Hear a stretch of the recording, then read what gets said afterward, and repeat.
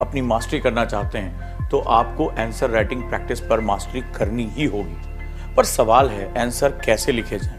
Answer लिखने की best practice क्या होती है? कैसे बेस्ट आंसर डिलीवर किया जाए? सोचा कैसे जाए? मल्टी डायमेंशनल थिंकिंग कैसे की जाए? कई बार ये सवाल आपको बहुत उलझाते हैं। मैं आपका गाइड ओजांक लेकर आ रहा हूँ MAP mains answer practice program, जहां हर दिन आकर मैं आपसे मेंस आंसर प्रैक्टिस के बारे में बात करूंगा, वो भी सिलेबस वाइज, यानी कॉन्सेप्ट बताने के साथ साथ आपको क्रिटिकल थिंकिंग भी सिखाऊंगा और साथ ही साथ सिखाऊंगा कि किसी क्वेश्चन पे एक मॉडल आंसर कैसा होना चाहिए। तो अगर आप भी जुड़ना चाहते हैं तो हमारे साथ जुड़ जाएं। Ojaank any time learning app download कर लें, वहां दिन में 1:30 बजे या हमारे YouTube channel IAS with Ojaank sir पर ये क्लासेस अवेलेबल रहेंगी। कितने प्राइस होनी चाहिए इसकी? 8,000, 10,000 या 12,000? नहीं, ये क्लासेस बिल्कुल निःशुल्क है। जी हाँ, बिल्कुल सही सुना, ये टोटली फ्री क्लासेस हैं मेरे द्वारा और मैं आपको स्टेप बाय स्टेप हर चीज सिखाऊंगा।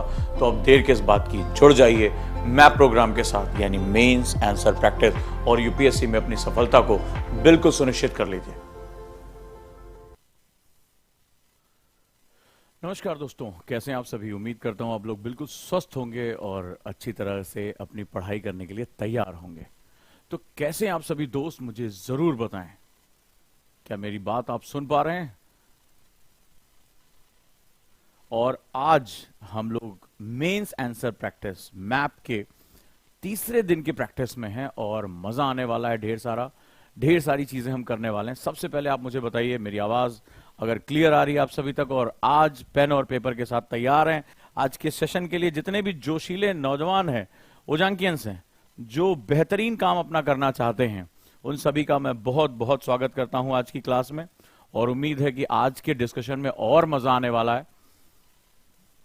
कैसे हैं आप सभी, मुझे सब लोग बताएं।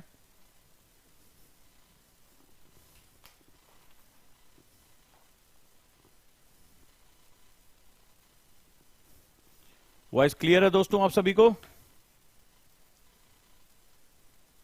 Good afternoon all of you.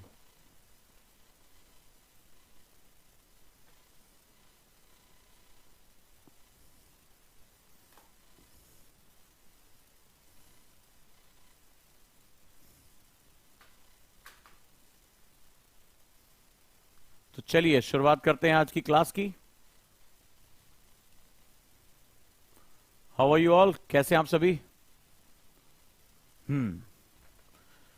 तो जैसा कि हम लोग जान रहे हैं कि हम लोग इस समय GS पेपर 1 के आंसर राइटिंग में हैं और मेंस आंसर प्रैक्टिस। जो भी नए बच्चे हैं प्लीज मुझे बताएं कमेंट करके कि आज पहली क्लास किसकी है और पिछली दोनों क्लासेस उनको जो है वो कहां मिलेगी, ये भी मैं उनको बता दूंगा। और हम लोग इस समय GS पेपर 1 के हिस्से में, जहां इंडियन सोसाइटी का जो है पार्ट हम देख रहे हैं, और इससे पहले की क्लासेस में मैंने आपसे भारतीय समाज की मुख्य विशेषताएं यानी salient feature of Indian society के बारे में बात किया। आज हम लोग जो क्वेश्चन करेंगे वो भारत की विविधता यानी डाइवर्सिटी के साथ बात करेंगे। लेकिन आज चूंकि हमारा तीसरा दिन है तो आज हम दो अलग अलग कॉन्सेप्ट को एक साथ जोड़कर क्वेश्चन करेंगे और देखेंगे कि इफेक्ट, कॉज एंड इफेक्ट के क्वेश्चन कैसे किए जाते हैं। UPSC में एक खास तरह का क्वेश्चन होता है, पैटर्न होता है, जिसको हम लोग कहते हैं कॉज एंड इफेक्ट क्वेश्चन, यानी कारण प्रभाव वाले प्रश्न। ये प्रश्न जो है वो तारतम्यता में चलते हैं, यानी वो कॉन्टिन्यूटी में चलते हैं। ठीक है, हमें कारण के रेफरेंस में प्रभाव को बताना पड़ता है, हमें इफेक्ट को जनरेट करना पड़ता है। तो ये क्वेश्चन जो होते हैं बड़े ट्रिकी टाइप के होते हैं। तो मैं उम्मीद कर रहा हूं कि जितने भी मेरे स्टूडेंट हैं बहुत ध्यान से इस समय पढ़ाई कर रहे होंगे और मेरे साथ वो प्रैक्टिस कर रहे होंगे। ओजांक टेस्ट प्रैक्टिस पे भी उन्होंने राइटिंग करनी शुरू कर दी होगी, नहीं हो तो आज मैं फिर बताऊंगा, तो वहां उनको मजा आ रहा होगा। तो डेफिनेटली ये हमारे लिए एक बड़ा इंपॉर्टेंट सेगमेंट है। सो लेट्स स्टार्ट, हम लोग शुरू करते हैं। तो इससे पहले की दोनों क्लासेस आप जरूर देखें क्योंकि हम लगातार कंटिन्यू चीजों को कर रहे हैं। और आज मुझे बड़ा अच्छा लग रहा है, हमारे ओजांकियन है योगेंद्र, उन्होंने आज सुबह मुझे ये मैसेज भेजा। हम टीचर्स को भी मोटिवेशन की कई बार जरूरत होती है, हम जो कर रहे हैं, जो मेहनत हम कर रहे हैं, वो उसका क्या आउटकम आ रहा है। तो हमारे स्टूडेंट है योगेंद्र, उन्होंने आज का ये न्यूज़पेपर है, उन्होंने ये दैनिक जागरण में छपा हुआ है कि भारत विश्व गुरु, उसका साथ होना अहम। और ये बड़ा जरूरी आज की क्लास के लिए भी ये है क्योंकि ये कंटिन्यूटी में, और कल ही मैंने जो है भारत के विश्व गुरु होने को लेकर डिस्कशन किया था, इससे पहले भी डिस्कशन किया था, भारतीय प्राचीन संस्कृतियों के बारे में बताया था। और राजीव मल्होत्रा की किताब ब्रेकिंग इंडिया से भी रेफरेंस लिया था कि वेस्टर्न हमें कैसे देखता है और किसी भी राष्ट्र को समझने के लिए देश काल का इनपुट होना बहुत जरूरी है।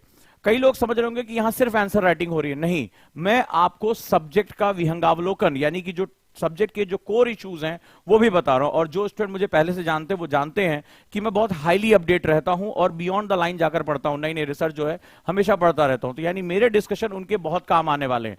लेकिन ये आपकी जिम्मेदारी है कि आंसर राइटिंग कॉपी के साथ साथ आप लोग कोशिश करिए कि एक नोट्स की भी कॉपी रखिए।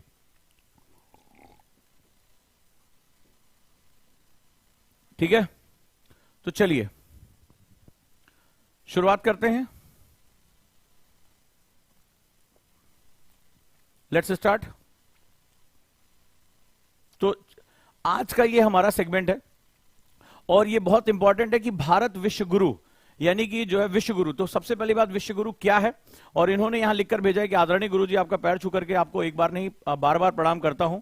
सर जी आप महान हो। सर जी कल ही आपने मैप आंसर प्रैक्टिस में भारत विश्व गुरु के बारे में डिस्कशन किया था, आज वो पेपर में छपा और आपने कहा था कि जो चर्चा में है वो पर्चा में है।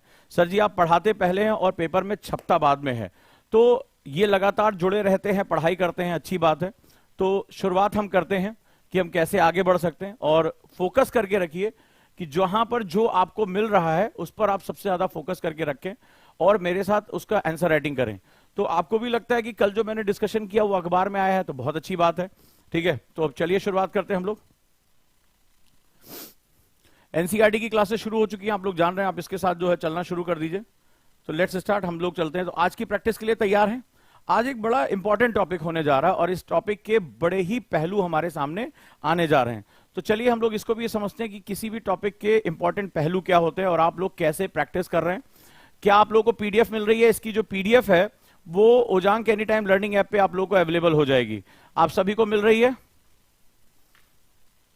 जल्दी मुझे बताइए, क्या सभी को मिल रही है PDF? PDF ओजांग any time learning यानी जो आंसर मैं लिखा रहा हूं उसका पूरा जो डिटेल है वो ओजांग एनी टाइम लर्निंग पर वो पीडीएफ अवेलेबल है। ठीक है,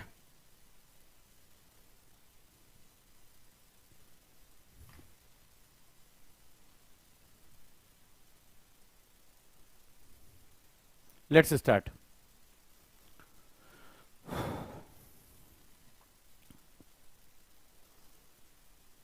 बाकी बच्चों को बता दूं कि कल हम ऑप्शनल का एक बहुत बड़ा जो है वो अनाउंसमेंट करने जा रहे हैं बाय टुमारो, और इनकी फीस हम रिवील करेंगे। ज्योग्राफी ऑप्शनल की जो देश में सबसे सस्ता होगा, पीएसआईआर की और सोशियोलॉजी ऑप्शनल की।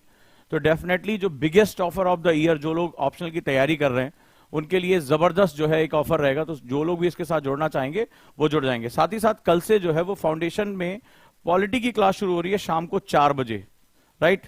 तो ये भी शुरुआत की 2 क्लासेस सभी के लिए ओपन रहेंगी। 12 अप्रैल से शाम को 4 बजे शुरू हो रहा है फाउंडेशन की क्लासेस। तो आप सभी का जो है वो क्लास का लोड बढ़ने वाला है और मजा भी आने वाला है, क्योंकि आंसर राइटिंग में हमारी विविधता जो है वो इसी के साथ सेट हो जाएगी। तो चलिए हम आज के लिए तैयार हो जाते हैं, आज के लिए हम रेडी हो जाते हैं। आज का क्वेश्चन बड़ा जबरदस्त है, बड़े ध्यान से इसको पढ़ना है और बड़े ध्यान से इसको समझना है। ठीक है, समझना बड़ा जरूरी है। तो लेट्स स्टार्ट। क्वेश्चन है, ये जीएस पेपर 1 का क्वेश्चन है, इंडियन सोसाइटी, ठीक है, भारतीय समाज से। और भारतीय समाज में अगर हम देखें तो टोटल हमारे पास 8 मेजर टॉपिक होते हैं और इन 8 मेजर टॉपिक्स में जो पहला टॉपिक होता है भारतीय समाज की मुख्य विशेषताएं यानी silent feature of Indian society. दूसरा डाइवर्सिटी ऑफ इंडिया, भारत की विविधता। Role of women and women organization, महिलाओं की भूमिका और महिला संगठन। जनसंख्या संबंधित मुद्दे, गरीबी और विकासात्मक विषय, शहरीकरण, भारतीय समाज पर भूमंडलीकरण का प्रभाव यानी 7वां टॉपिक। और सामाजिक सशक्तिकरण, सांप्रदायवाद, क्षेत्रवाद और धर्मनिरपेक्षता। तो धर्मनिरपेक्षता पे मैंने पहले क्वेश्चन करा दिया। आज हम भारत की विविधता को लेकर क्वेश्चन करने जा रहे हैं, यानी जो मेरी ये क्लास चलेगी वो सिलेबस के अकॉर्डिंग चलेगी, अकॉर्डिंग टू द सिलेबस, यानी आप इसके साथ साथ अपने मेंस के सिलेबस को भी पूरा करते जाएंगे। तो चलिए हम लोग शुरुआत करते हैं। आज की क्वेश्चन है, इसको लिखते भी जाइए क्योंकि क्वेश्चन बड़े इंपॉर्टेंट है। ठीक है, कुछ प्रीवियस ईयर से हैं, कुछ मैं जो अभी डिबेट चल रहा है वहां से लेकर आता हूं, न्यूज़पेपर से लेकर आता हूं। तो आप सभी के पास एक डायरी होनी चाहिए कि इन क्वेश्चंस को आप लिखते जाओ। हो सकता है कि मेरे क्वेश्चन मेंस में बहुत फंसते हैं, तो ये हो सकता है आपको एक लॉटरी लग जाए आपकी। ठीक है, तो चलिए शुरू करते हैं हम लोग। वैश्वीकरण, जो पहला हमारा टॉपिक है वो वैश्वीकरण है और बड़ा प्यारा टॉपिक है हमारा। ठीक है, इस पर जरा हम आज बात करते हैं। कहता है वैश्वीकरण, मैं इसको मार्क करता जा रहा हूं, ने भारत में सांस्कृतिक विविधता के आंतरिक यानी कोर को किस सीमा तक प्रभावित किया है। अब ये क्या है, एक अलग तरह का क्वेश्चन हो गया है, स्पष्ट कीजिए। ठीक है, तो अब हम लोग यहां पर पहुंचते हैं। ये हमारा जो टाइप है वो हम लोग कॉज एंड इफेक्ट की बात करते हैं, कॉज एंड इफेक्ट। जैसे आप बेमौसम, अभी जैसे मौसम चेंज हो रहा है तो आप एक्सपोज हो जा रहे हो, आइसक्रीम खा ले रहे हो, या बहुत रात में बहुत तेज पंखा चला के सो गए, मौसम अभी रात में ठंडा हो जा रहा है, तो अब ये क्या हो रहा है, इसकी वजह से आपको क्या हो जाएगा, सर्दी जुकाम हो जा रहा है, बुखार हो जा रहा है, हाँ या ना। तो ये क्या हो रहा है, कोई भी चीज अगर हमें दिख रही है तो इसका कोई ना कोई कारण मौजूद है। तो ये कारण और प्रभाव जरा के क्वेश्चन होते हैं, ठीक है, बड़े ध्यान से इसको लिखो। टाइप ऑफ क्वेश्चन, सबसे पहले लिखो type of question. Type of question क्या है, जल्दी बताओ मुझे। तो ये क्वेश्चन किस तरह का है, कारण प्रभाव क्वेश्चन है। जैसे अगर हम खान पान ठीक नहीं रख रहे हैं, पंखा तेज चला या एसी चला लिया, हल्की सी गर्मी हुई, तो क्या हो रहा है, मौसम सर्द गर्म हो रहा है, बार बार बदल रहा है, तो हमें बुखार जुकाम हो जा रहा है। तो हर चीज के पीछे, जुकाम होने के पीछे, बुखार होने के पीछे क्या है, मौसम में होने वाला बदलाव। तो ये जो प्रश्न होते हैं ये एक बड़े खास तरह के प्रश्न होते हैं, इनकी कॉन्टिन्यूटी आपको मेंटेन करनी है। अगर आपने अलग अलग लिख दिया तो एग्जामिनर समझ जाएगा कि आप दोनों को लिंक नहीं कर पाए, वो आपको मार्क्स अच्छे नहीं देगा, ठीक है। तो कारण प्रभाव, अब कह रहा है कि हम लगातार बात कर रहे हैं, आज हम बात कर रहे हैं भारत की विविधता को लेकर। तो हमारा डिस्कशन हुआ कि जो ज्यादातर वेस्टर्न था, और आज मैं आपको चेक भी करूं, जो हमारा जो वेस्टर्न था उसने कहा one who is western that is modern.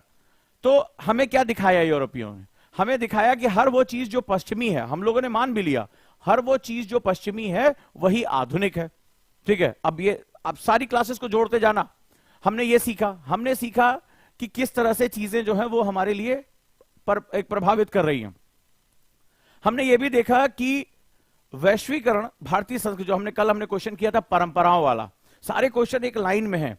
तो हमारी परंपरा जो हमारे मूल्यवर्धन का काम कर रही है, जैसे हम अभी भी क्या होता है, हम अपने बड़ों को जवाब नहीं देते हैं, पैर छूते हैं, तो ये हमारी परंपराएं हमारे मूल्यवर्धन के लिए हैं। हम अभी भी आंगन में तुलसी को जो है जल देते हैं, हम वृक्षों को संरक्षित करते हैं। अभी भी आप देखिए, अगर हम जहां जहां हमारे मूल्य संरक्षित हैं, अभी जैसे मैं सुबह की बात कर रहा हूं, सुबह मैं डाइनिंग टेबल पर बैठा था तो दही खा रहा था, तो ऐसे ही बात हुई तो माँ ने कहा, जैसे मैंने थोड़ा सा दही छोड़ दिया, तो माँ ने कहा कि दूध और दही ये पदार्थ कभी भी नाली में नहीं फेंके जाते, ठीक है, ये नाली में नहीं फेंके जाते। तुरंत उन्होंने मुझे टोका, बड़े ध्यान से सुनिएगा, ठीक है।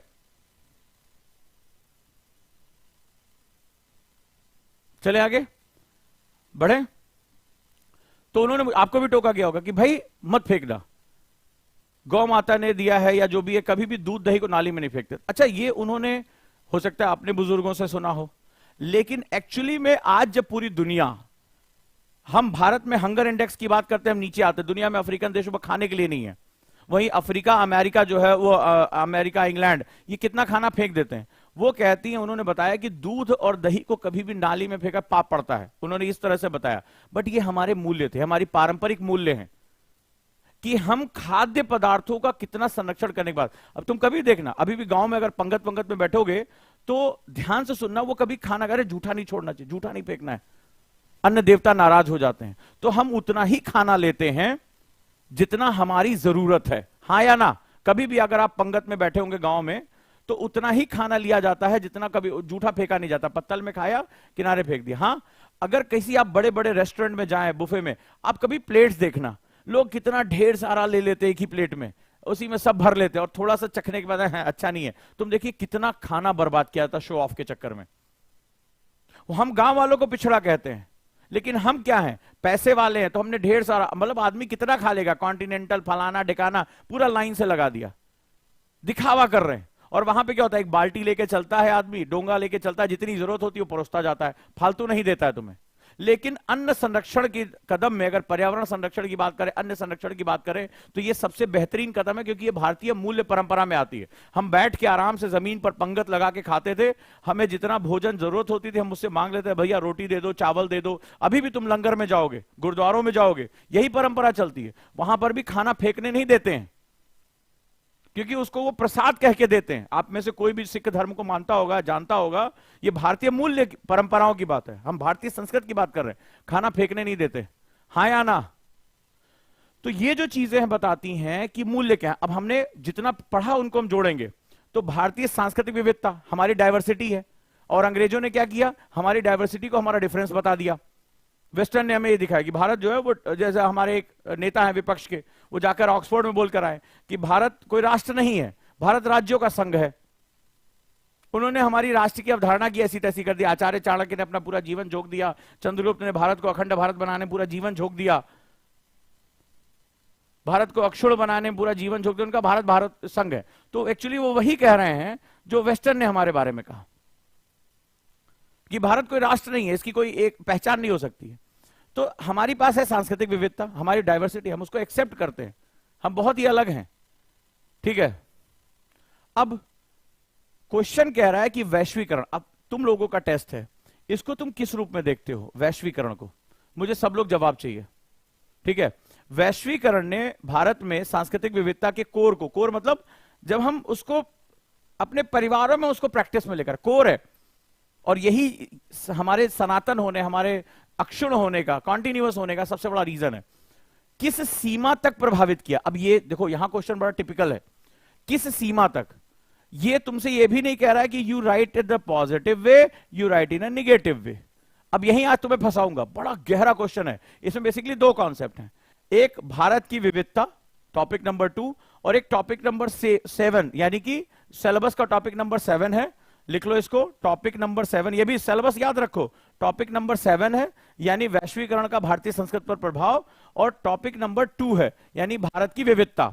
तो ये दोनों को जोड़कर एक नया तरह का क्वेश्चन बना है। कौन सा क्वेश्चन बना है? क्या है उस क्वेश्चन का नाम?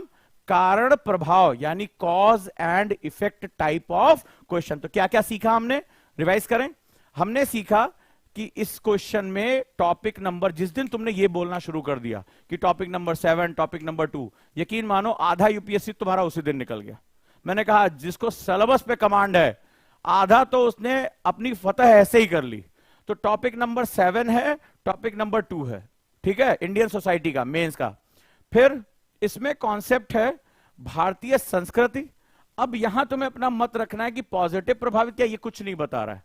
तुम किसी भी तरफ जा सकते हो या दोनों को बैलेंस भी कर सकते हो, ठीक है। या तुम एक तरफ जा सकते हो कि भाई निगेटिवली प्रभावित किया, पॉजिटिवली प्रभावित किया, या आप विद्वान हो थोड़ा सा, बैलेंस कर ले गए, ठीक है। लेकिन सवाल है कि what is the meaning of globalization? वैश्वीकरण क्या? बड़ा मजेदार चीज बताने वाला हूं। ये जो थोड़ी देर पहले हमारे स्टूडेंट ने ये लिख के दिया है, आज के न्यूज़पेपर में आया है, ठीक है। विश्व गुरु, भारत विश्व गुरु है। सो विश्व गुरु, मैंने पहले बताया, it's not a global power, power is a different thing, power corrupts. विश्व गुरु, कई बच्चों ने कहा सर हम बहुत ताकतवर हो जाएंगे विश्व में तो हम विश्व गुरु कहलाएंगे। टीचर पावर नहीं देता है, पावर चंद्रगुप्त के पास थी, लेकिन चंद्रगुप्त क्या करेगा, ये बुद्धि आचार्य के पास थी, आचार्य चाणक्य के पास। चाणक्य गुरु थे, चंद्रगुप्त गुरु नहीं थे। चंद्रगुप्त ने तलवार उठाई, चाणक्य ने कहा ऐसे नहीं ऐसे लड़ना है, ये नहीं ये करना है, तुम्हारे पास कौन मित्र होंगे कौन शत्रु, ये सब कुछ गुरु तय करते थे। चंद्रगुप्त बस उसको अक्षरशः फॉलो करते थे। सत्ता, राजा जो थे वो चंद्रगुप्त थे, पावर उनमें वेस्टेड थी, लेकिन उनको ज्ञान देने वाले कौन थे? उनके गुरु थे। तो भारत विश्व शक्ति नहीं है। अमेरिका, अमेरिका अपने आप को महाशक्ति कहता है, तो नतीजा भी देखो, पूरा मिडिल ईस्ट बर्बाद कर रखा है, पूरी दुनिया में सबसे ज्यादा जो है वो तबाही मचा रखी है। दुनिया में आज तक एक ही न्यूक्लियर हमला हुआ है, न्यूक्लियर वॉर हुआ है, वो भी अमेरिका के हिस्से में। अपने आप को मानवता का रक्षक कहता है, और हिरोशिमा नागासाकी में उसने बम गिरा के ऐसी तैसी कर दी। पावर करप्ट, यूरोप के पास पावर और पैसा गया, दुनिया के दोनों महायुद्ध किसके हिस्से में? यूरोप के हिस्से में, आपस में लड़ मर गए। तो यहां जो बात हो रही है, ये वर्ड पावर नहीं है, it is not global power, confuse मत होना, इट्स गुरु। गुरु का काम होता है दर्शन, रास्ता दिखाना, ठीक है, तुम्हें ज्योति दिखाना, तुम्हें आगे लेके जाना। तो पूरे विश्व को रास्ता दिखाने वाला, ज्ञान देने वाला भारत। तो ये बहुत इंपॉर्टेंट चीज है। अब बात हो रही है वैश्वीकरण की, बड़े ध्यान से लिंक समझते जाना, मेरी हर क्लास दूसरी क्लास से लिंक होगी, बड़े ध्यान से समझना, ठीक है। किसको किसको कोई दिक्कत आ रही है?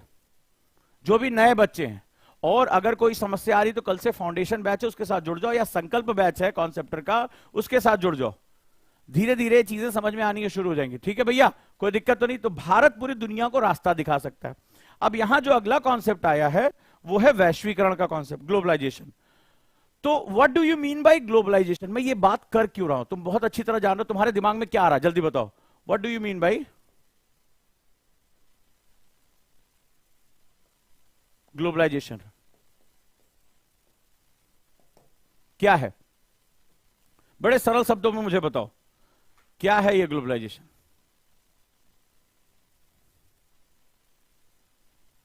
हाँ जी,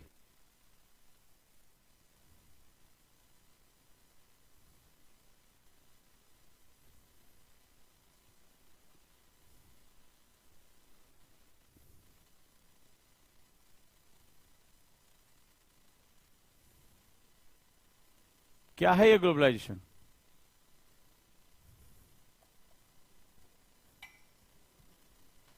स्विच करो यार, मुझे विंडो नहीं दिख रही है।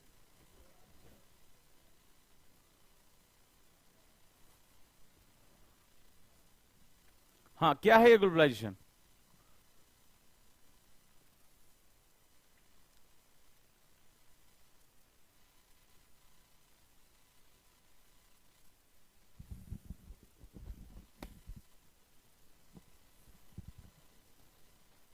तुम सब।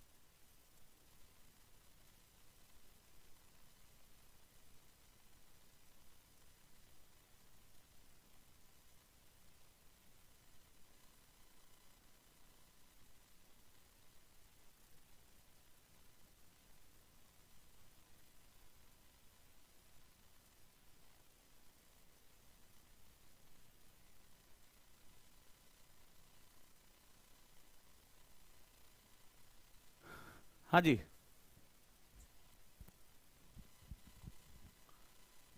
तो ग्लोबलाइजेशन जो होता है वो पानी के बहाव की तरह होता है। अब बड़े ध्यान से समझना क्यों विश्व गुरु का कॉन्सेप्ट बहुत इंपॉर्टेंट है। ठीक है, पानी के बहाव की तरह होता है। तो पानी कैसे बहता है? हमेशा हाइट से लो की तरफ चलता है। और तुमने आज बड़ा इंपॉर्टेंट कॉन्सेप्ट बताने जा रहा हूं, बड़े ध्यान से सुनियो, बहुत ध्यान से सुनना। तो पूरी दुनिया में जब ग्लोबल पावर्स की बात आई, जैसे अमेरिका, वेस्टर्न, जिन्होंने उपनिवेशवाद किया, कॉलोनीज बनाई, बम बनाए, तो इनके पास टेक्नोलॉजी, इन्होंने पेटेंट करा लिए, टेक्नोलॉजी थी। तो यहां से बहते हुए भारत है और तमाम जो अन्य देशों में ये फ्लो करने लगी। तो ग्लोबलाइजेशन का मतलब होता है पूरे ग्लोब को एक साथ लेके चलना। और इसमें बेसिकली होता है कि टेक्नोलॉजी मेरी है, लेबर तुम्हारा है, तो ये लेबर की तरफ भागता है। तो इसमें टेक्नोलॉजी ऊपर होती है, टेक्नोलॉजी एंड कैपिटल, यानी तकनीकी और जो पूंजी है ऊपर होती है। जो सस्ता लेबर होता है, जैसे श्रम, वैसे भारत, जो है बांग्लादेश, इंडोनेशिया, तो लेबर जो होता है वो नीचे की तरफ होता है, सस्ता। तो इनको चाहिए, इसलिए चीन में इन्होंने फैक्ट्री लगा दी, भारत में लगा रहे हैं, अब आजकल ढूंढ रहे हैं। तो ये ग्लोबलाइजेशन का पहला फंडा होता है। अब भारत के संदर्भ में तो इसका मतलब तुम ये समझ रहे होगे कि ग्लोबलाइजेशन का मतलब होता है पश्चिम से शुरू हुआ और पूरी दुनिया को इसने अपने कब्जे में ले लिया। जैसे मान लो इनके फोन हो गए, इनके विंडोज हो गए, इनकी टेक्नोलॉजी हो गई, ये सारी चीजें इसका एक इंपॉर्टेंट पार्ट होती हैं। क्लियर है? लेकिन जब हम भारत के संदर्भ में बात करते हैं, बहुत जरूरी है, तो भारत की महत्वाकांक्षा है विश्व गुरु बनने की, ग्लोबल पावर नहीं, विश्व गुरु। क्योंकि भारत ही वो दुनिया का पहला देश था जिसने वाकई में ग्लोबलाइजेशन की बात की थी।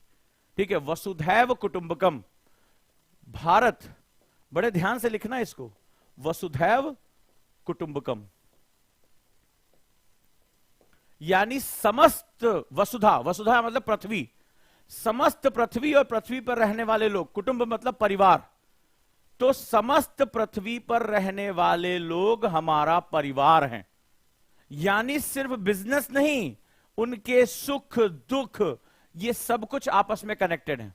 तो दुनिया का पहला जो वैश्वीकरण का कॉन्सेप्ट देने वाला देश था वो भारत था। गर्व करने की बात है। हमने कहा सर्वे भवन्तु सुखिनः, यानी संसार में सभी सुखी हो, ये ज्योग्राफिकल बाउंड्री से दूर, सर्वे संतु निरामया, सभी निरोगी हो, ठीक है, कोई उनके दुख दूर हो, सर्वे भद्राणि पश्यन्तु मां कश्चित दुख भाग भवेत, यानी उनके दुखों को दूर करिए मां, उनको जो है निरोगी करिए। तो हम सबकी कामना करने वाले देश हैं, हम पूरी दुनिया को, हम ग्लोबल सिटीजन की बात करें। इसीलिए देखिए कि आज हमारे प्रधानमंत्री भारत को बहुत अच्छी तरह समझते हैं, तो इसीलिए हम one world, one health, one grid, one sun, इस तरह की चीजों के बारे में बात करें। हां या ना, सुना है कि नहीं सुना है? आज हमारे प्रधानमंत्री जो है वो ग्लोबल की बात करते हैं। अगर आपको लग रहा होगा कि अरे कहीं बाहर से सीख के, नहीं, जो भारत को समझेगा, जो भारत को वास्तविक रूप में, अंग्रेजों की किताबों में नहीं, जो भारत को वास्तविक रूप में समझेगा, वो समझ जाएगा कि पूरी दुनिया को एक रूप में, इस धरती को एक रूप में समझने का जो सबसे पहला कार्य किया था वो किसने किया था? भारत ने किया था। हमें आज आश्चर्य हो रहा है क्योंकि जो ब्राउन साहब आ गए थे, यानी अंग्रेजों के जाने के बाद जो भारतीय, जो रंग रूप से तो भारतीय थे लेकिन बुद्धि से, आचरण से वो अंग्रेज थे, वो कभी भी तुम इन चीजों को समझ ही नहीं पाया। उनका तो जो सारा सेंटर था वो वेस्टर्न था, वो वेस्टर्न रीति रिवाज, वेस्टर्न पहनावा, वेस्टर्न तौर तरीके, शिक्षा, विज्ञान, वो वेस्टर्न की हर चीज को माई बाप मानते थे। लेकिन भारतीय परंपराओं को समझना बड़ा जरूरी है, क्योंकि इसके बिना हम पूरे दुनिया में आगे कभी नहीं जा पाएंगे। अब जो बात कहने जा रहा हूं, आंसर तो बहुत छोटा सा है, लेकिन अब जो पॉइंट बताने जा रहा हूं बड़ा गहरा पॉइंट है। ये तुमने कई बार सुना होगा, किसी अच्छे अच्छे विद्वान से पूछ लेना, बता नहीं पाएगा क्या। तो अभी मैंने जो कॉन्सेप्ट बताया, बड़े गहरे से ध्यान से सुनना। इसमें मैंने बताया कि ग्लोबलाइजेशन पानी के बहाव की तरह होता है। पानी हमेशा ऊपर से नीचे की तरफ बहता है, यानी ये दो स्थान हो गए, स्थान नंबर ए, स्थान नंबर बी। तो हाई टेक्नोलॉजी, हाई कैपिटल से चीप लेबर की तरफ भागता है, ठीक है। इसीलिए दुनिया भर की कंपनियां चीन, भारत, बांग्लादेश यहां से भाग रही हैं। अब इसका मतलब है, इफ इंडिया, अभी हम ये समझ में आ रहा था कि विश्वगुरु बन, यानी जो वैश्वीकरण है वो पश्चिम से भारत की तरफ आ रहा है। अब जरा मैं बात कर रहा हूं क्यों बार बार भारत को विश्वगुरु बनाने की बात हो रही है। इसका मतलब है change the position, change the position. The country one who know their potential, देश जब अपना जो संभावना होती है, जो ताकत होती है, जब वो समझ जाता है तो पोजीशन चेंज कर देता है। फॉर एग्जाम्पल, अगर मैं यहां मान के चलूं कि आज यहां अमेरिका है, कोई दिक्कत नहीं है, यूएसए है, ठीक है, यूएसए, और यहां भारत है। क्यों?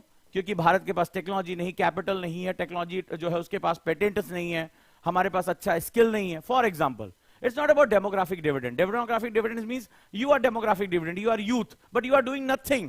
कुछ नहीं कर रहे हो, ठीक है। जहां पार्क देखे वहां कमर ठुमकाना शुरू कर दिए और जो रील बनाना शुरू कर दिए, that is not, you are not demographic dividend.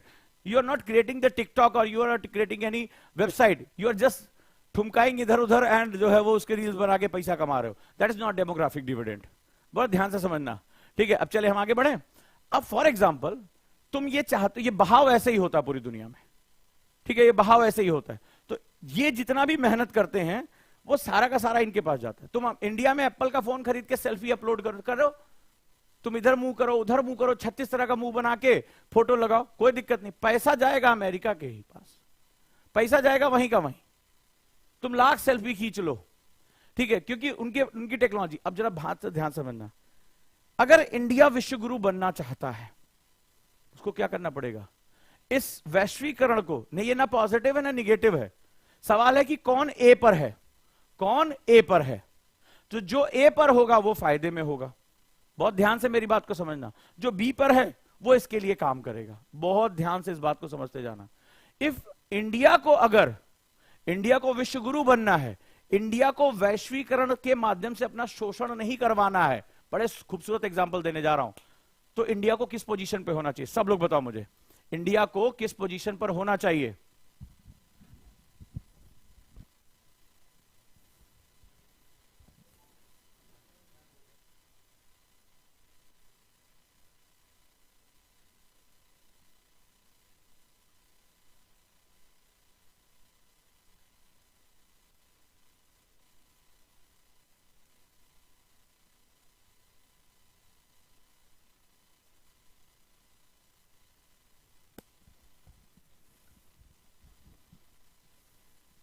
Right, yes, ज्यादातर लोगों ने जवाब दिया ए पे होनी चाहिए। कम ऑन, सभी लोग ए पे होना चाहिए।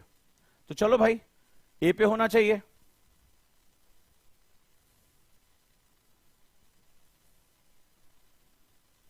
ठीक, तो भारत को अगर विश्वगुरु बनना है तो अपनी पोजीशन कहां रखनी पड़ेगी? ए पे। तो ए से चीजें बी में जाएंगी। एग्जाम्पल देता जा रहा हूं। अभी हुआ क्या, अब इत्तेफाक रखना, 2-3 दिन पहले मेरे पिताजी आईपीएल देख रहे थे, ठीक है, और वैश्वीकरण गलत नहीं है कि सिर्फ पश्चिम से भारत की तरफ आएगा, मजेदार देखना। आईपीएल देख रहे थे, मैं क्या देखा कि वहां देखते देखते अचानक से भोजपुरी एक्ट्रेस आम्रपाली दुबे की आवाज आई। तो उसमें किसी ने जो है वो मारा होगा कुछ कलर, और वो कैच हो गया। बोले मल्ले वाटे बॉल और एकदम बाउंड्री के पास जाके लपक लहले। अरे हम कहिए ये आईपीएल में भोजपुरी कहां से आ रही है? फिर एक बॉल आके जो है वो एलबीडब्ल्यू हो गया शायद कोई, तो वो घुटने के नीचे लग गया, एलबीडब्ल्यू हो जाता है। तो मतलब मरले बाटे बाल टखना के नीचे लगल है। अरे हम कहे भैया ये क्या हो रहा है, आईपीएल में भोजपुरी चल रही है, आईपीएल में भोजपुरी चल रही, मतलब टखना के नीचे लगल है, अब पक्का आउट है, लपका गई बाउंड्री के लगे। अब हम कहे भैया ये क्या चल रहा है भाई, पिताजी देख के हंस रहे हैं, मजा आ रहा है। तो ये है, that is the effect of globalization, कि आज भारत में क्रिकेट देखने वालों की संख्या बहुत ज्यादा है। भारत में क्रिकेट धर्म की तरह है, और डिजिटल क्रांति के माध्यम से आज भारत के हर लोगों तक मोबाइल है, तो उसमें एक बहुत बड़ी जो संख्या है वो भोजपुरी बोलने वालों की। तो उन्होंने देखा कि हिंदी में पहले खाली इंग्लिश में कमेंट्री हुआ करती थी, there was a ball and going to the boundary line, तो बहुत जन किसी को थोड़ी बहुत अंग्रेजी आती थी, जैसे कोहनी मार के जब रेडियो चलता था, का कहला है बॉल बॉल बॉल, तो खाली समझ में आई ले गई कहां बॉल, अरे कह रहे हैं कि बॉल को मार दिए हैं, बोले अच्छा मार दिया, ताली बजाओ ताली बजाओ ताली बजाओ, कौन मारा है पहले बताओ, अरे इंडिया वाले मारे यार। तो पहले दिया था, फिर धीरे धीरे हिंदी में लेकर आए। अब मैं देख रहा हूं कि भोजपुरी जो कि एक रीजनल लैंग्वेज है, उसमें भी आप काफी अच्छे तरीके से वो प्रस्तुत कर रहे हैं। कारण क्या है कि भारत इसमें अपनी ताकत को दिखा रहा है। भारत कह रहा है कि we have a greater viewership, हमारे पास बहुत बड़ी व्यूअरशिप है, और इस मार्केट को पेनिट्रेट करने के लिए आज क्षेत्रीय भाषाओं का भी महत्व होता चला जा रहा है। राइट, क्षेत्रीय भाषाओं का भी महत्व होता चला जा रहा है, इसी वजह से हम आगे ग्रो कर रहे हैं। ठीक है, अब और भी चीजें मुझे बताइए, आपको चेंजेस कहां दिखाई पड़ रहे हैं?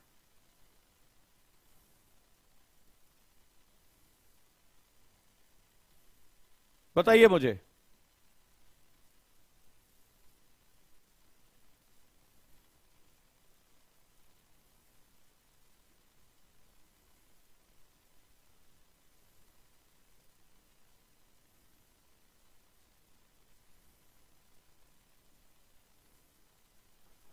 क्लियर है? तो ये हमारी पोजीशन। फॉर एग्जाम्पल, अगला एग्जाम्पल मैं देता हूं योग का। ठीक है, योग, तो भारत ने अपनी ताकत को पहचाना। ठीक है, कोई भी देश ना हनुमान जी की तरह होता है, तो हनुमान जी को अपनी शक्ति नहीं याद थी, तो जामवंत आए, शक्ति याद दिला दी। शक्ति अंतर्निहित होती है, इसीलिए सशक्तिकरण कहलाती है। तो भारत को लगा कि पूरी दुनिया में सबसे प्राचीन इस शरीर और मन को साधने का विज्ञान तो भारत के पास है। शर्माया शर्माया, हमारे लोग तो योग भी नहीं बोल पाते थे कमबख्त, योगा। ठीक है, वो जो अंग्रेजी बोले, oh my God it's yoga classes, what is the yoga? अरे योग, योग संस्कृत में ऐसा व्याकरण है संसार का जिसमें स्त्रीलिंग, पुरलिंग और नपुंसक लिंग भी होता है, व्याकरण है। इट्स नॉट योगा, इट्स योग। योग युज शब्द से निकला, जोड़ना, इडा पिंगला को जोड़ना, शरीर आत्मा को जोड़ना। ठीक है, तो ये हमारी है, इट्स नॉट योगा। ठीक है, तो हम इसको बोलने में शर्म आते, हमें लगता था विदेशी ससुरा में देखे। भारत की एक बहुत बड़ी जनसंख्या थी जो अंग्रेजी माध्यम में पढ़ी थी, उसको लगता था विदेशी हमारे यहां लेकर आए, क्योंकि सारी किताबें जाके देखोगे तो उसमें कोई विदेशी पोज बनाता हुआ दिखाई पड़ेगा। वो cat pose, dog pose, snake pose, मतलब हमारा भुजंगासन स्नेक पोज हो गया था बेचारा, क्योंकि हम दबे हुए थे। वो हमारी चीजों को ले जाकर वहां $1 बिलियन इंडस्ट्री बना दी थी विदेश में। ठीक है, योगा गुरु हो गए थे वो हमारे यहां, योगा गुरु इस तरह से बोला जाता था, योग गुरु नहीं होता था हमारे यहां। बोलो हाँ, अभी भी सब लोग oh my God it's yoga class. योग बोलने में हमें शर्म आती है, जबकि सही वर्ड योग है, नॉट योगा। ठीक है, लेकिन क्या करें, हमें लगता था ये भी ससुर हमें विदेशी देकर गए हैं और कोई नहीं देकर गया। ठीक है, तो जब भारत ने योग दिवस मनाया, अपनी ताकत को दिखाया, भारतीय लोग एक साथ जुट हुए, हमारा नेतृत्व उसके साथ जुटा, पूरी दुनिया ने इसको एक्सेप्ट किया। और आज अगर हम भारतीय योग परंपराओं में मानसिक शारीरिक स्वास्थ्य के मामले में, आज भारत इसी पोजीशन पे पहुंच रहा है। भारत इसी पोजीशन पे पहुंच रहा है, और क्या कर रहा है भारत? अपनी इस तकनीकी को, इस विद्या को संसार को दे रहा है। Ayurveda, Ayurveda, Ayurveda, oh my god इस घास फूस विज्ञान, कई लोग मैंने सुना है what is rubbish, allopathic is everything because घास फूस इज नथिंग। अच्छा, हम दूध में हल्दी डालकर पिए तो ये पिछड़ापन है, अमेरिकन पिए तो मिलियन व्यू है because this is golden milk. Golden milk, तब जब गोल्डन मिल्क बोलोगे तब वो गले के नीचे उतरेगा। हल्दी दूध बोलोगे, हल्दी दूध इट्स सो माय गॉड, क्या है ये, इस तरह से तुमने देखा होगा बात। मैं जो वही बोल रहा हूं जो सच्चाई है। मैंने एक दिन वीडियो देखा और वो उसके मिलियन व्यू कोविड टाइम में, कि आपको इम्यूनिटी बढ़ानी है, अपने अंदर प्रतिरोधक क्षमता बढ़ानी है, तो भैया उसने दिखा कि क्या हुआ, हल्दी उसने गर्म ल्यूक वार्म कर लीजिए, मतलब it's lukewarm milk and take a cow milk and take a 1 spoon of turmeric and just stir it and just drink it, this golden milk. Million view. अबे हमारे यहां तो जिसको हिंदी अंग्रेजी दोनों नहीं आती वो भी ये जानता है हल्दी का दूध, क्योंकि हमारी परंपराओं को हमें लगा कि ये मैकाले वाले हमें देकर जाएंगे। तो अगर हम अपने आयुर्वेद को बढ़ा, जैसे चीन अपनी पारंपरिक विद्या को बढ़ाता है, तो हम हेल्थ में भी पोजीशन पहुंचेंगे। कोविड की वैक्सीन बनाई भारत ने, और अपने इसी गुण की वजह से आज वो इस ग्लोबल सप्लाई चेन में हेल्थ के सेक्टर में ऊपर की तरफ जाता है। आज वैक्सीन टेक्नोलॉजी में हम एक निर्यातक हैं कि नहीं है, मुझे बताइए, सबके मुझे कमेंट चाहिए।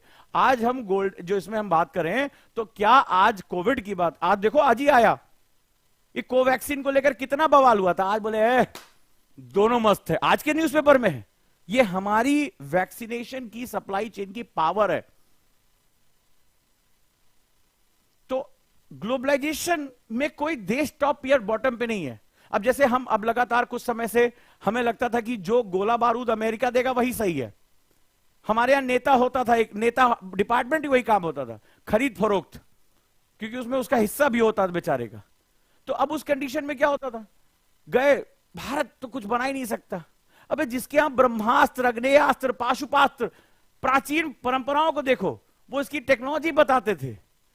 वो देश छोटे मोटे कारगिल वॉर में बंदूक में उधर दागे कि नहीं दागे, अब पाकिस्तानी दाग दो, दागे क्या बे, बोले मुंह से आवाज निकल, मार देंगे, क्या करे बेचारों के पास।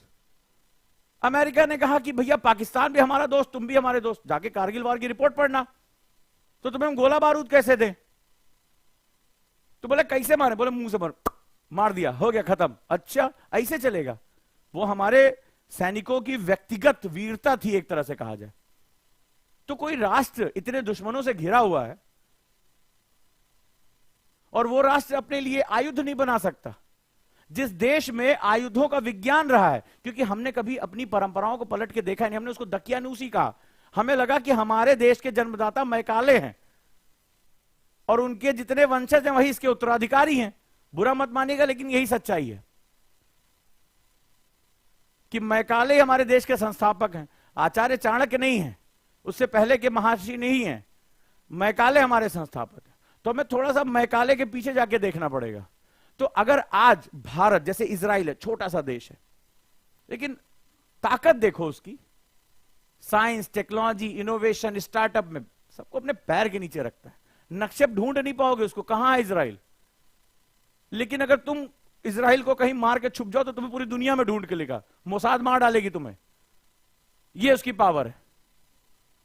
तो अगर कल को भारत की जो विज्ञान है, भारत की साइंस एंड टेक्नोलॉजी है, अगर हम पूरी दुनिया में अपने वायुयान, अपने जो है जहाज, पोत, अगर हम इसमें भी सप्लाई चेन में ऊपर चले जाएंगे तो हम सप्लायर होंगे। हम इंपोर्टर नहीं, हम एक्सपोर्टर हो जाएंगे और ग्लोबलाइजेशन की उस चेन में ऊपर आ जाएंगे। हम किसी को टेक्नोलॉजी ट्रांसफर करेंगे, किसी को मिसाइल बेचेंगे, किसी को बम गोला बेचेंगे, तो हम क्या होंगे, हम इस पोजीशन पर आ जाएंगे, दूसरा इस पोजीशन पर आ जाएगा, पोजीशन चेंज हो जाएगी। लेकिन इसके लिए किसी राष्ट्र को अपनी शक्ति को जागृत करना बहुत ज्यादा जरूरी होता है। इसीलिए मैं राष्ट्रवाद की बात करता हूं, समझे। और ये किसी भी चीज में हो सकता है, और जो इस पोजीशन में होगा वो गेन करता है, वो गेन करता है। कभी भी तुम झरना देखने गए होगे, कभी वाटरफॉल देखते होगे, तो ऐसे देख के कहते हो वाह, ऐसे करते हो ना, या नीचे देख के कहते हो हाँ, ऐसा तो कभी नहीं करते हो। बोले वाह, फोटो खींचो, फोटो खींचो, पूरा ऊपर से आना चाहिए, ऐसे करते हो ना। ये बोले गड्ढा कहां पे, नीचे खींचो, नीचे खींचो, कभी ऐसा नहीं करते। जो सच्चाई है वो बता रहा हूं, क्योंकि इसकी जो गरिमा है, इसकी जो पावर है, वो उसके ऊपर गिरने से, जो उसकी शक्ति है, जो उसकी हाइड्रोइलेक्ट्रिसिटी पावर है, वो ऊपर से नीचे तक गिरने में। तो भारत जब इस पोजीशन पर पहुंचता है तो पूरी दुनिया भारत को इसी रूप में देखती है। इसीलिए आज हम बड़े सम्मान के साथ पूरी दुनिया को कह रहे हैं कि हम विश्व गुरु हैं, हमारी महत्वाकांक्षा है, हम लीड कर सकते हैं पूरी दुनिया को, समझे। यह बड़ा इंपॉर्टेंट है। तो आज की क्लास में तुम्हें समझ कि इट इज नॉट गुड और bad, it is about who has the position of A और who has the position of B. अब भाषाओं के मामले में आ जाओ, आंसर पे आ जाओ। मजा आया कि नहीं मजा आया, पहले बताओ। मजा आया, समझ आया?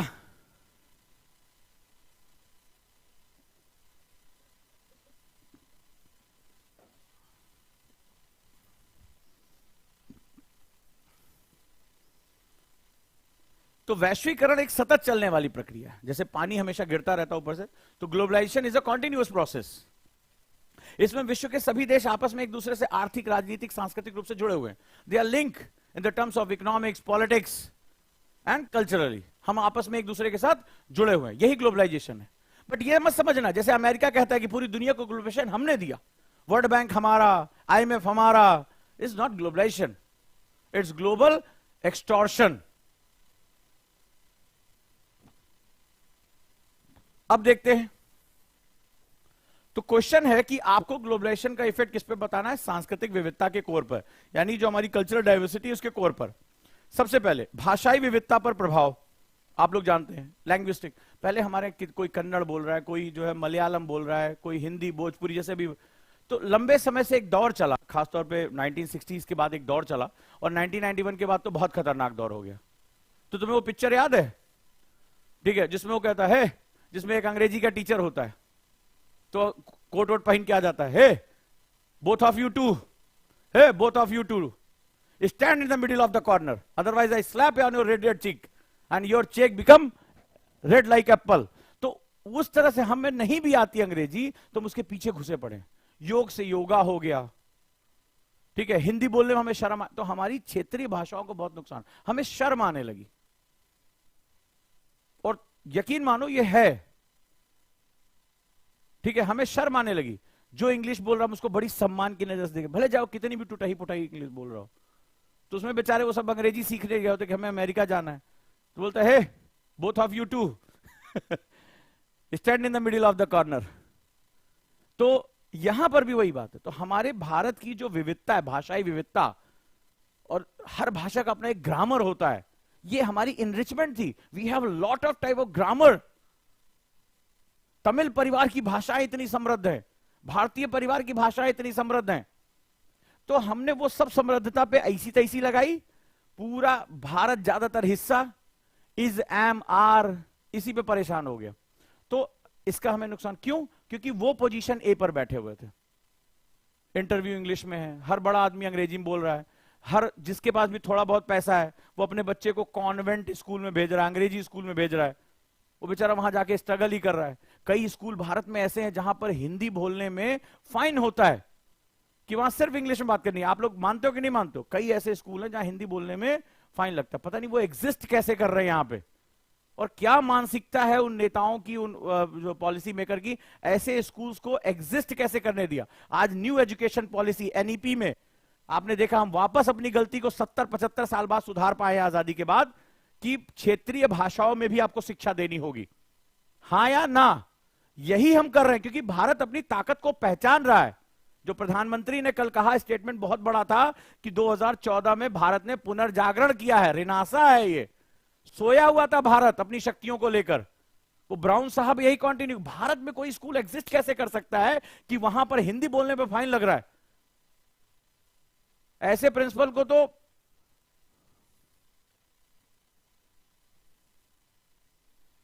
ये आप जब अपने लोग, मान लो उस स्कूल से एक व्यक्ति IAS बन जाता है और हिंदी बेल्ट में वो DM बन जाता है, ठीक है, क्या कभी वो किसी गरीब व्यक्ति, कोई वहां का जो कोई किसान है, कोई वृद्ध महिला है, कभी उसकी परेशानी को समझ पाएगा? उनसे कभी कम्युनिकेशन, संवाद कर पाएगा? नहीं कर पाएगा। बात भाषा की नहीं है, बात मानसिकता की है, कि अंग्रेजी बोलने वाला व्यक्ति सर्वश्रेष्ठ होता है। प्रधानमंत्री ने भी कुछ दिन पहले बात कही, मानसिक गुलामी से, कई बार क्लासेस में पढ़ा चुका हूं, मानसिक गुलामी से छुट्टी नहीं मिलेगी प्रभु, तो कहां काम करोगे? डन। कुछ फायदे भी हुए हैं, नुकसान भी हैं। अगर हम जातियों को देखें तो जागरूकता भी आई है, लोग अपनी बात कहने के लिए सोशल मीडिया और तमाम इन चीजों का इस्तेमाल कर रहे हैं। तो जातियों के बंधन, जो कुछ भी गलत हो रहा है, वो बाहर निकलकर सामने आ जा रहा है। ठीक है, वो चीजें हमारी बाहर निकल कर, धार्मिक विविधता पर प्रभाव, ठीक है, तो लोग अब अवेयर होने लगे हैं, अपनी बात को कहने के लिए मंच मिलने लगा है, तो ये भी एक फायदा नुकसान है। पूरी दुनिया में चीजें चल रही, जैसे अरब स्प्रिंग की बात करें, जैसे ईरान में महिलाओं का जो है वो सर खोलकर चलना, हिजाब के खिलाफ मूवमेंट हो गया, तो यहां फायदे भी हो रहे हैं हमें।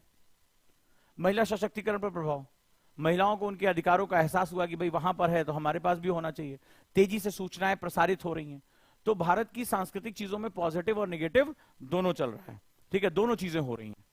क्लियर है? खान पान में बहुत फर्क आ रहा है, रहन सहन, पहनावा। अब जैसे पहले लोग ये फटलहिया जीन्स जो होती थी, यानी जो टॉन जीन्स होती थी, उसको गरीब आदमी पहनता था, उसको माना जाता है कि ये आचरण के खिलाफ है। मैं किसी के पहनावे पर टिप्पणी नहीं कर रहा हूं, लेकिन वेस्टर्न के देखा देखी अब तो जीन्स लोग फाड़ फाड़ के महंगी, जितने हम तो किसी ने बताया कि जो फटी वाली है वो ज्यादा महंगी होती है। तो मुझे अपने ऊपर बड़ा गुस्सा आया कि जब छोटे थे तो जो जीन्स वीन्स फट गई थी, मम्मी ने बेकार में नहाक फेंक दी, आज होती तो ऑक्शन में लगा देते, है कि नहीं, बढ़िया बिक जाती। यही है, नुकसान हो जाता कई बार। भारतीय समाज पश्चिमी समाज और संस्कृतियों की कुछ तक अपना ली, जैसे हमारे यहाँ फैमिली सिस्टम, फैमिली वैल्यूज, ये सारी चीजें हमारी जो है डिस्टर्ब होती चली जा रही हैं, हम उसको उसी के साथ लेके चल रहे हैं, बिना इस बात को समझे कि हमारा खान पान, हमारा पहनावा ये हमारी जलवायु के अकॉर्डिंग होता है, ठीक है। इसके साथ साथ वैश्वीकृत और यंत्रिक तरह से कोई कला स्थानीय नहीं रह गई, इसे पूरे देश में एक ही तरह के उत्पाद पाए जाते हैं, तो जो हमारा क्षेत्रीय कलाएं थी वो धीरे धीरे खत्म भी होने लगी हैं, क्योंकि वैश्वीकरण के प्रभाव में जैसे मान लो चाइना अपना सामान दे रहा है, जो बनारस की साड़ी हो गई, जो हमारी जो है मधुबनी पेंटिंग हो गई, इनके ऊपर निगेटिव प्रभाव भी पड़ रहा है। क्योंकि कारण ये है, जब हम इसको, तुमने ये पढ़ा होगा, ये कई बार पढ़ा होगा, लेकिन आज जो मैंने तुम्हें कोर बताया कि who has the position A and who is the position B, it is not about the globalization. ये तुमने पढ़ा होगा कि खान पान बदल गया हमारा, तुमने खुद देखा होगा, आजकल हमें डर से जीतने के लिए हमें कोको कोला चाहिए होता है, आजकल बच्चे रेडबुल पीने लगे, उनको ये भी नहीं पता कि ये स्टेरॉइड है। मैंने देखा एग्जाम देने से पहले लोग रेडबुल पी रहे हैं, क्योंकि वो किसी एड में देखा था रेडबुल, वो विदेशी बच्चा रेडबुल पी रहा है। हम डर से लड़ने के लिए थम्स अप पी रहे हैं। हमारा पिज्जा बर्गर हमारा मुख्य आहार हो चुका है, छोटे छोटे बच्चे पिज्जा बर्गर के साथ चिपके पड़े, वो हमारे मेन किचन तक आ चुका है, ठीक है।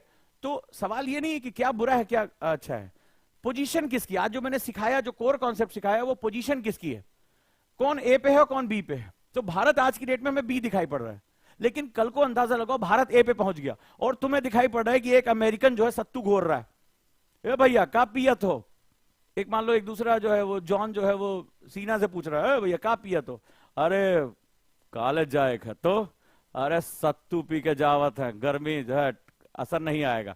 तो ये भारत का प्रभाव है, बिकॉज भारत ए पोजीशन पे पहुंच जाएगा। भारत का जो सत्तू है जो लू से बचाने का काम करता है गर्मी से, वो अमेरिका अफ्रीका में पिया जा रहा है, धक्का एकदम मार सत्तू पी के लोग निकल रहे हैं, ठीक है। हम अगर अपना देसी पहनावा पहने, कल को वो भी साड़ी पहन के घूम रहे हैं, पहन ही रहे हैं, इस्कॉन में जितने भी लोग हैं आप देखिए धोती पहन रहे हैं, क्योंकि भारत वहां पर आध्यात्मिकता में ए पोजीशन पर आ गया।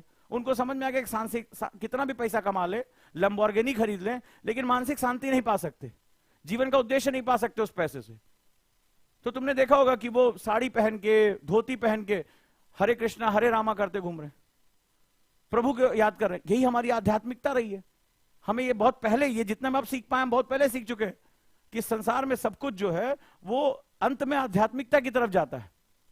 तो आज जो मैंने बहुत इंपॉर्टेंट बात सिखाई है वो ये सिखाई है, हु हैज द पोजीशन ए।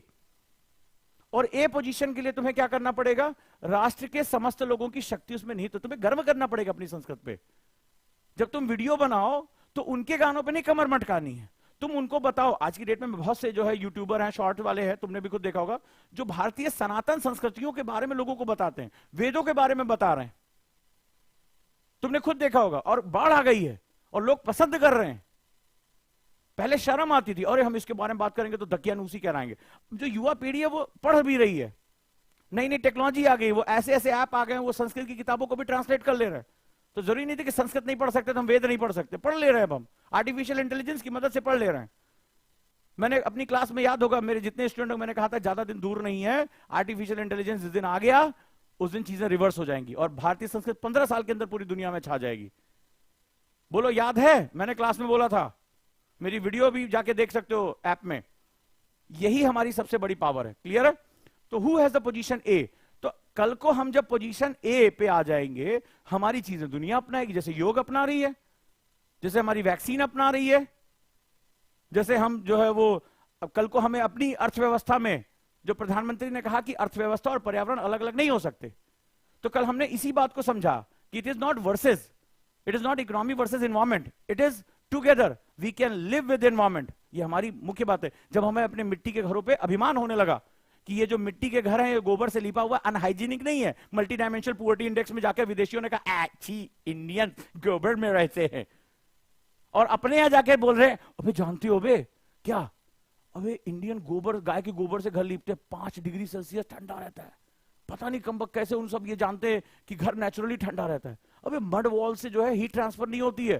बोले अच्छा, अबे हाँ वो गोंद डाल देते हैं उसमें, बेल गोंद डाल देते हैं, उससे नेचुरली लाइफ बढ़ जाती है और इसमें कार्बन इमिशन भी नहीं होता। बोले अच्छा पेटेंट करो, जल्दी पेटेंट करो। बोले हिंदुस्तानी तो नहीं जानते। बोले हिंदुस्तानियों को तो हमने सिखा रखा है, वहां की जितनी अंग्रेजी बोलने वाली सरकार है जो हमारे यहाँ से पढ़कर ऑक्सफोर्ड से जाती है, हम उसको सिखा रखे अबे मिट्टी घर होगा तो तुम गरीब कहलाओगे। और वो मान के चलो अरे भैया तुड़वाओ मिट्टी के घर, जल्दी मिट्टी घर तुड़वाओ, पक्का बनवाओ, सीमेंट जुड़वाओ। बोले वो जब जिप्सम तोड़ा जाता है, सीमेंट इंडस्ट्री जब काम करती है तो कार्बन डाइऑक्साइड रिलीज होता है, उन्हीं से पहले ग्लोबल वार्मिंग बढ़वाएंगे और बाद में कहेंगे अच्छा तुम हमारे कॉप 31 में तुम आ नहीं रहे हो, आ रहे हो तो मान नहीं रहे हो, कुछ चाहिए तो जरा जल्दी से साइन करो तो पेपर वहां पे जल्दी से, ठीक है ये लो, तो तुमसे पेपर पे साइन कराएंगे कि तुम जो है कार्बन इमिशन कम करो, तुम्हारे ऊपर जिम्मेदारी डाल देंगे, तुम्हारी अपनी परंपराओं को ले जाएंगे, वहां जाकर पेटेंट करा लेंगे। देखिए हमने ग्रीन हाउसेस बनाए हैं, मैं एक इंटरनेट पे पढ़ रहा था, ठीक है, natural houses, self cooling houses, अंग्रेजी में नाम दिया।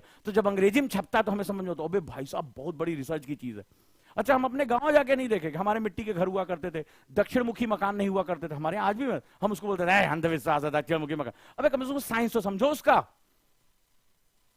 साइंस तो समझो कि वो साइंस क्या है, उसका वो कूलिंग सिस्टम है, वो साइंस है हमारा, उसको अंधविश्वास मान के चल रहे हो।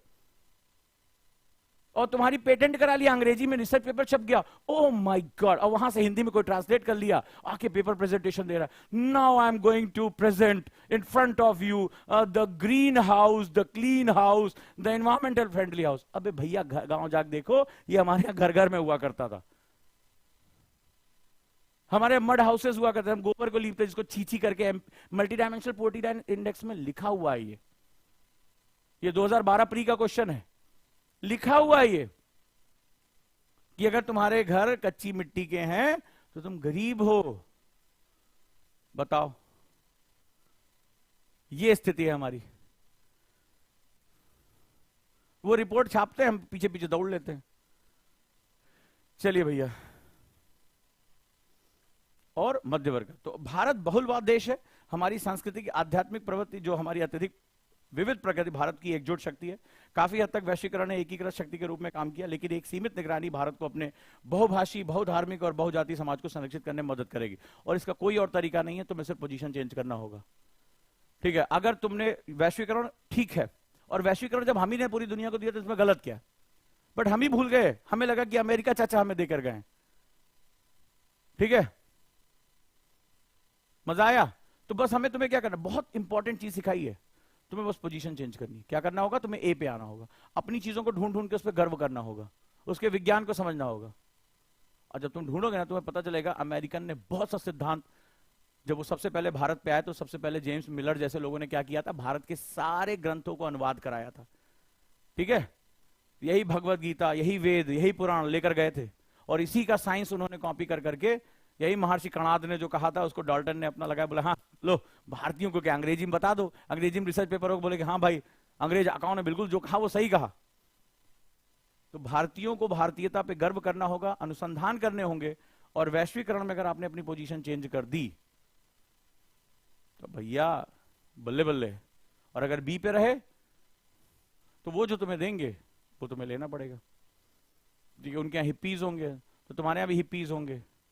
ठीक है, तो हम वो अगर सूंघते हुए ड्रग्स चल रहे हैं तो तुम्हें भी लगेगा इट्स कूल बेबी, इस तरह से करते हो तुम घूमोगे। ऐसे ही बात करते हैं ना आजकल के युवा, ऐसे कैसे बात करते रहते हैं हर समय, जैसे लगता है कि हवा का चल रही है और वो जो है yes it's cool, it's cool, oh my god you are बाबूजी type person, oh my god, इस तरह से बात कर रहे हैं। तो उसे को सीधे खड़े रहो प्रभु, हमारे मजबूती से खड़े, हमारे अंगद के पैर का कॉन्सेप्ट, जहां पैर रख दिया हिलेंगे नहीं। यूपीएससी वाले हम तो बिल्कुल ही नहीं हिलेंगे। और वो बेचारे हर समय हिल हिल के बात करते रहते, बोले इस रैप सॉन्ग, ठीक है, तो रैप से दूसरे में कब चेंज हो गए पता ही नहीं चल रहा है। तो समझ में आया, मजा आया? इस क्वेश्चन को दोबारा कहां करना है? चलो भैया, उजांग टेस्ट प्रैक्टिस की ऐप पे जाना, किसके किसके पास अभी नहीं है? तो हमारी क्लास में 2 लोग हैं, एक उजांकियन और एक फट्टू। उजांकियन वो हैं जो हर चैलेंज को फेस करते हैं, तुरंत जाना है मेंस आंसर प्रैक्टिस में, मेंस आंसर प्रैक्टिस में जाकर जीएस पेपर 1 में घुसना है और वहां जाकर आज क्या करना है, आंसर लिखना है, क्योंकि जब आंसर लिखोगे तो इसमें छप के आ जाएगा, इसमें अपलोड कर देना है, ठीक है, ये देखो अपलोड हो जाएगा। कई लोग नहीं लिखे हैं, कई लोग थोड़ा बहुत ज्ञान देके चले गए हैं। दूसरे हैं फट्टू। फट्टू वो होते हैं जो जैसे नहीं होता है, कई स्टूडेंट जो है पेन खरीदता है, सोचता है जैसे इंजीनियरिंग में तो क्या हुआ, पहले साल पेन खरीदते, बोले चौथे साल तक यही चलाएंगे। कुछ लोग ऐसे होते हैं जैसे मान लो अरे इंक खत्म हो जाए, क्यों, अरे बोले बाबा जी बहुत बड़े, बोले जब बच्चा लिखोगे तो इससे जो है वो सोने के अक्षर निकलेंगे। हम सोच रहे हैं जब लिखना ही तो हम खाली यूपीएससी में जाके फाइनल में लिखें, एकदम फाइनल में लिख के आए ताकि हम सीधे आईएएस बन जाए। तो वो जो है उनकी बात नहीं कर रहा हूं, ओजांकियंस हैं वो अटेम्प्ट करेंगे। तो क्वेश्चन क्या करना है आपको, अटेम्प्ट करना है। मैं ये पूरा भरा हुआ देखना चाहता हूं। ये जो 10-12 बच्चे हैं बेचारे, 10-12 भी नहीं बेचारे, 5 ही हैं, ठीक है, जिन्होंने इतनी मेहनत की, गए वहां उन्होंने क्वेश्चन, यहाँ ओजांग टेस्ट प्रैक्टिस पे हमने पूरा जो है क्वेश्चन बैंक दे रखा है, उस पर गए अटेम्प्ट किए। कुछ लोग सोच रहे मनी मन आईएएस बन जाएंगे, तो मनी मन आईएएस बनो, कोई मनाही नहीं है, मनी मन पावर भी मिलेगी, ठीक है। मनी मन सोचेगा मैं डीएम हूं, और ना कुर्सी बैठ गया, चलो भाई, और जैसे असली आंख खुलेगी पटाख से बढ़े, बट यहाँ का बैठे, चपरासी की जगह बाहर बाहर बैठ, तो इस तरह से बाहर बिठा दिया जाएगा। तो मनी मन आईएएस हैं, हम आईएएस हैं, कोई दिक्कत नहीं। असली में बनने के लिए तुम्हें प्रयास करना होगा, असली में बनने के लिए प्रयास करना होगा, तो उसके लिए तो मेहनत तो करनी पड़ेगी ना बाबू। और जो पेनवा बचा के रखे हो उसकी इंक को खत्म करो, ठीक है, खूब ढेर सारा रजिस्टर विस्टर ले आओ और लिखना शुरू करो, अपलोड करो। इतनी बढ़िया सुविधा देख रहे हो तो पूरा फोटो खींच के भी अपलोड कर सकते हो। दिनवा भर फोटो इधर उधर अपलोड करते रहते हो, एक आध सही जगह अपलोड कर दो, जिंदगी बन जाएगी मेरे भाई। मजा आया आज की क्लास में? एक नया कॉन्सेप्ट तुम्हें दिया है, जो विश्वगुरु का कॉन्सेप्ट था, जो हम लोग कहते हैं विश्वगुरु विश्वगुरु। कई बच्चों से मैंने पूछा कि what is the difference between the Vishwaguru and global power, नहीं जवाब दे पाए, लेकिन आज जिसने भी मुझे ध्यान से सुना है आज वो इसका जवाब देने की स्थिति में है। क्लियर है? तो भैया शुरू हो जाओ और अच्छे से काम करो, बढ़िया से पढ़ाई करो। और ये हम बता दे रहे हैं, कल हम अनाउंस कर रहे हैं ऑप्शनल मेला, जुड़ जाना इसके साथ, ठीक है। देश में सबसे सस्ता कोर्स लेकर आ रहे हैं, तो जिनका जिनका ऑप्शनल अभी तैयार नहीं है उसके साथ जुड़े। क्लियर है? और कल से फाउंडेशन शाम को 4 बजे शुरू हो रहा है सुमित सर के साथ, मात्र 6,999 में। जो बच्चे जुड़े वो जुड़ जाएं। और एनसीईआरटी में अभी शुरू हुई हिस्ट्री, उसके साथ भी जुड़े। और गुरुकुल बैच, मुझसे कई लोगों ने कहा सर गुरुकुल बैच क्या है? गुरुकुल बैच देश का सबसे जबरदस्त बैच है। इस बैच के बारे में क्या है जरा मैं तुम्हें बताता हूं, राइट। आऊंगा, प्रियांशु ने पूछा difference between culture and tradition, बताऊंगा, ठीक है। इसके बारे में भी हम बात करेंगे। अभी एक इसका हमारा छठा टॉपिक यही है ना प्रियांशु, फिर वहां जब आऊंगा तो इसके बारे में डिस्कस करूंगा फिर। तो गुरुकुल बैच हम लोग शुरू कर रहे हैं, क्लासरूम प्रोग्राम है। अब ये है क्या जरा समझ लो। एक स्टूडेंट जो होता है जिनसे हमने काउंसलिंग की, उनका जो एटमॉस्फियर होता है कई बार उनके सपोर्ट में नहीं होता। घर वाले डिस्टर्ब कर रहे हैं, आसपास का माहौल डिस्टर्ब कर रहा है, खुद पर कोई नियंत्रण नहीं हो पा रहा है, समय मैनेजमेंट नहीं हो रहा, किसको कहें। तो हमने यहां पर एक प्रोग्राम शुरू किया। तो जैसे आप जब कोचिंग में जाते हैं तो वो टीचिंग करते हैं केवल, लेकिन इससे ही आपका सिलेक्शन नहीं होगा। टीचिंग के बाद, क्लासरूम के बाद क्या, यहां पर हमने यही काम किया है। टीचिंग के बाद हमने इसको मेंटरशिप एंड लाइब्रेरी दिया है यहां पे, ठीक है। एक बहुत ही सख्त माहौल में मेंटरशिप, यानी टीचर्स के जाने के बाद उनकी revision, quiz, answer writing, newspaper वहीं बैठा के पढ़ाना, प्लस लाइब्रेरी, प्लस इसके बियॉन्ड भी कुछ होगा। आपका मेंटल एंड फिजिकल हेल्थ, आपकी पर्सनालिटी डेवलपमेंट, आपकी स्पीकिंग, आपका डैप प्रिपरेशन, आपका जो इंटरव्यू प्रिपरेशन है, वो सब कुछ इसी गुरुकुल के अंतर्गत शामिल है। यानी ये एक ऐसा प्रोग्राम है जो आपको आपकी दुनिया से कट ऑफ कर देगा, एक हमारी दुनिया में लेकर आता है। जिन बच्चों से मैंने काउंसलिंग की है उनको मैंने यही कहा कि मुझे 365 दिन कंप्लीट चाहिए, कोई भी छुट्टी नहीं, कोई भी कुछ नहीं है, यहां पर ये सारी चीजें आपकी हमें चाहिए। तो गुरुकुल वही बैच है, राइट। तो इसके साथ भी आप जुड़ सकते हैं। अगर आप यहां नोएडा आना चाहते हैं, पढ़ाई करना चाहते हैं, एक बहुत ही सख्त एनवायरमेंट में पढ़ाई करना चाहते हैं, तो आप जुड़िए इसके साथ, पढ़ाई करिए और अपने आप को नर्चर करते चलिए। तो यहां टीचर, मेंटर, लाइब्रेरी और पूरा हॉलिस्टिक डेवलपमेंट प्रोग्राम है, जिसके साथ आप लोग यहां पर जुड़ सकते हैं, राइट। तो दिए गए नंबर पे आप लोग कॉल भी कर सकते हैं जिनको भी इस बैचेस के साथ जुड़ना है। और चलिए शुरुआत करते हैं हम लोग अपनी। 87507 सभी के पास नंबर होना चाहिए, 1110, 87507 1112, या 8750711133 या लास्ट में 44, किसी पे भी आप कॉल कर सकते हैं और गुरुकुल की काउंसलिंग कर सकते हैं। और जिन बच्चों ने एडमिशन ले लिया है उनका सेशन शुरू हो चुका है। आप जानते हैं कि एक पूरी उनकी डायरी कुंडली, मतलब आप दिन भर में आपको डायरी भी चेक करानी होगी। ये इतना सख्त प्रोग्राम है, इतना डिसिप्लिन प्रोग्राम है कि लंबे समय तक पढ़ाई करना और जो भी रिक्वायरमेंट है मतलब आपको डायरी तक भरनी पड़ेगी। आज मैंने कितना पानी पिया, आज मैंने क्या काम किया, कितनी देर फोन पर बात की, सब कुछ, मतलब एक बहुत लंबा डिसिप्लिन प्रोग्राम है। तो ये आपको बहुत मजा आने वाला है और इसके साथ जुड़ जाइए। तो जो बच्चे एडमिशन ले चुके हैं उनके आपने देखा होगा कि काउंसलर के साथ उनका जो है मेंटर्स के साथ डिस्कशन शुरू हो चुका है। एक मुझे उनकी पूरी फाइल चाहिए और वो लगातार डिस्कशन 2-2 घंटे का, 2.5 घंटे का चल रहा है। और जो लोग अभी नहीं जुड़े, एडमिशन लेना चाहते हैं, वो कॉलर से बात कर सकते हैं। वो मेरे साथ पहले उनकी काउंसलिंग होगी, देन उनको एंट्री मिलेगी इस क्लास के लिए। कृष्णा लिखा मेरा मैसेज पढ़ लें प्लीज, बताएं अपना कोई क्वेश्चन है तो आप।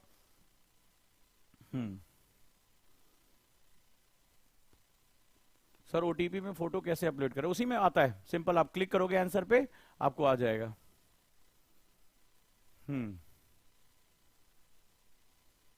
ओनली लाइब्रेरी एंड हॉस्टल अभी नहीं है क्योंकि ये बहुत हॉलिस्टिक प्रोग्राम है, इसमें बहुत कुछ शामिल है। इसमें आपका personality development, speaking, debate club, बहुत कुछ है इसमें।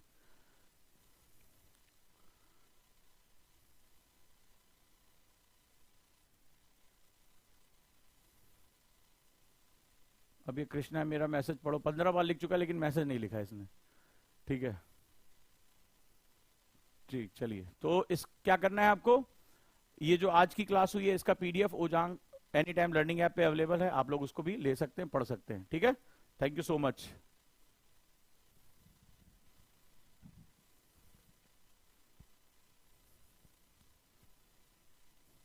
और ये लिमिटेड नंबर ऑफ स्टूडेंट के लिए, तो पहले से ही इसमें एडमिशन जरूरी है।